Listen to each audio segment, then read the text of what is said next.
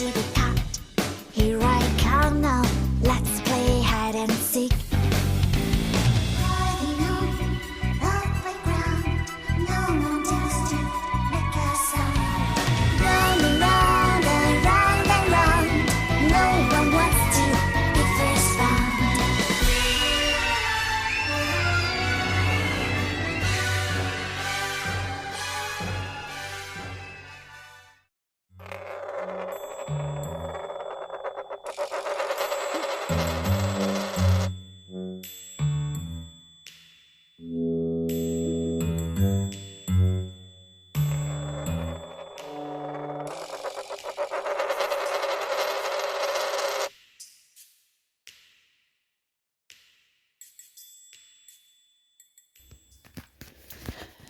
Okay, so this is going to be part of this video, or this series.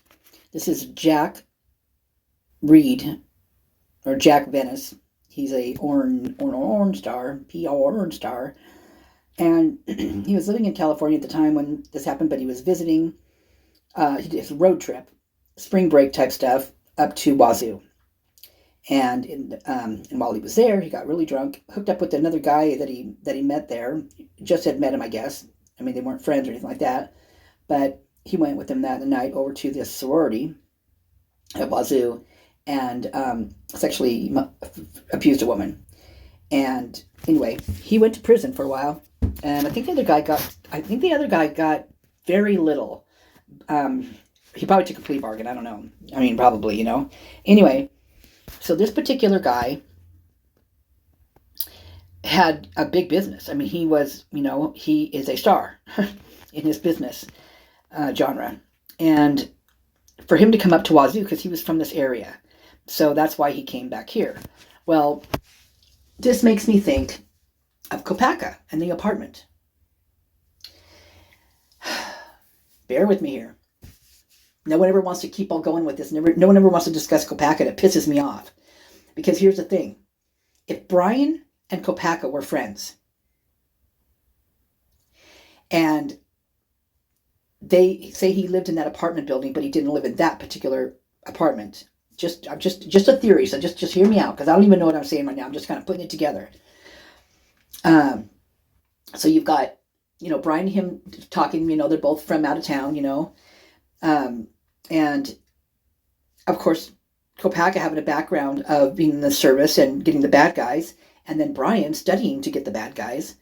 They had a mutual, you know, interest and focus.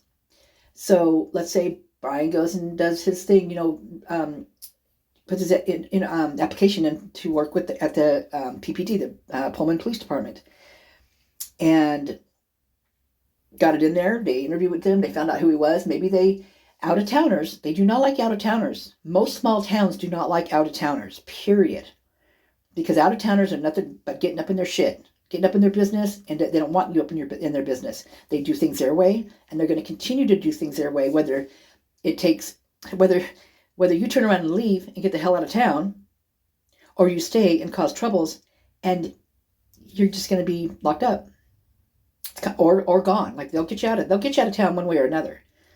That is the way it is in most small towns. I mean, I'm not going to say most small towns. In small towns that have, like, well, especially with universities, because of the alumni, because of the Greek row, because of all that stuff, there's bigger names there. There's more money there. There's more money means more nefarious dealings, because I'm not saying that people don't make good money, honestly, because they do. But I'm going to say that over half, I might be going down on a limb here, don't do it honestly. They step on people, they make dealings, and in a roundabout way, everybody does that to get more money, right? You know, wheel and deal here, wheel and deal there. But this is a different kind of wheel and dealing. This is not the kind of wheel and dealing like that. There's honest wheeling and dealing, right? There's honest bartering.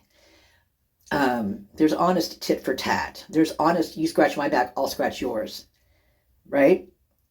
But then there's corrupt, all of those as well.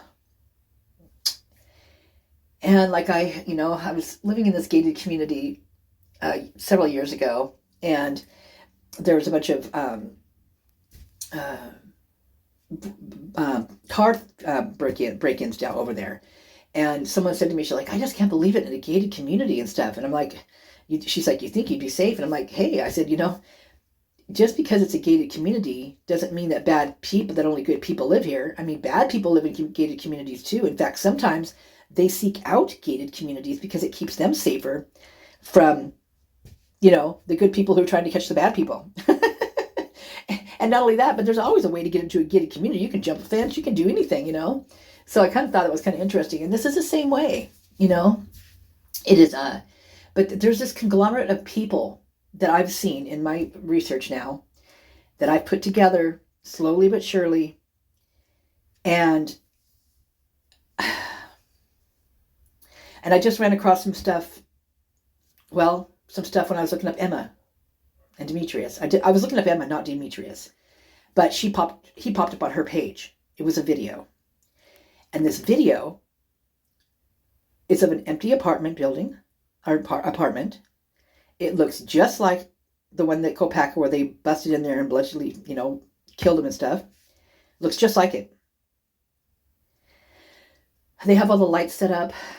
There's 2 girls on the floor, pretty much naked, doing things with each other.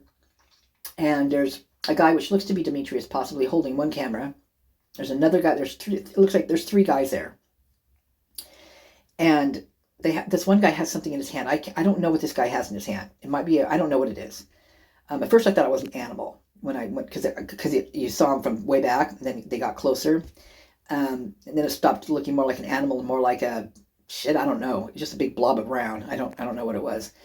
But anyway, that is, that Demetrius has got his little company, his Mr. Proper Promotions. And so he promotes people. Well, so does the guy that called 911 on Kopacka.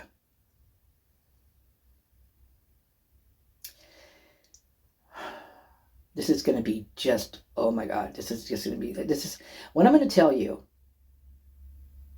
from just what I've seen and what I've heard in these body cams and all that kind of stuff is not good, because PPT is absolutely involved. And not only the men, but the women as well. Because that one body cam, I was thinking, there's a girl in that room. She's breathing heavy. What's going on? It sounded, I was like, what is that? Well, then a different body cam came out, and it was a different person, so you got a different angle on it, right? And that person was none other than a woman on the Pullman police force. So you've got her on there. I'm not going to say her name right now. You guys, I'm sure you probably know her name. She's been in some of my other videos. And this thing's always been running in the back of my brain, right? I seriously just can't get it out of my head. So when that came out, the other angle of it in the body cam, it still didn't seem right. First of all, she was so flushed in her face. I'm just gonna say, how it is when you're in that situation and you're doing that kind of stuff. You get out of breath. You're flushed. You got a glow on. Depending on how good he is or not. It can be both ways: glow on because you're pissed, or glow because you're good. But and the timing of it, like the timing of where she was, and just the whole wording in that body cam was just bizarre. And the fact that this apartment that they busted into was empty.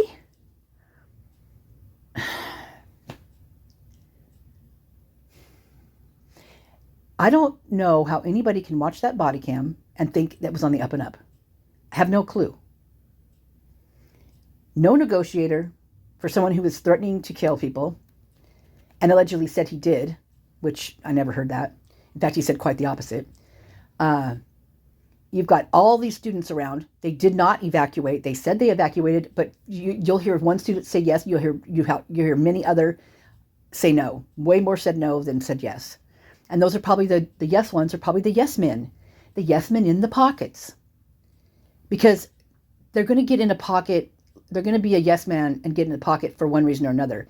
Say they did something they wanted to get out of trouble. Maybe they're an informant. Maybe they're just friends. Maybe, who knows? But there are yes men everywhere. And there's yes women everywhere. They're there. They're around. They're all around us.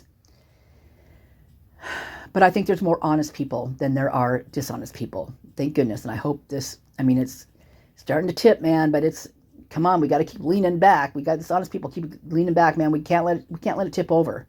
We cannot let it tip over. So when I saw this video that I got through Emma, because Emma was at the grub truck, and I'm going to prove that just by pictures alone and by the things she was wearing, everything. I can connect everything, right? I can do it. So if she was down at the grub truck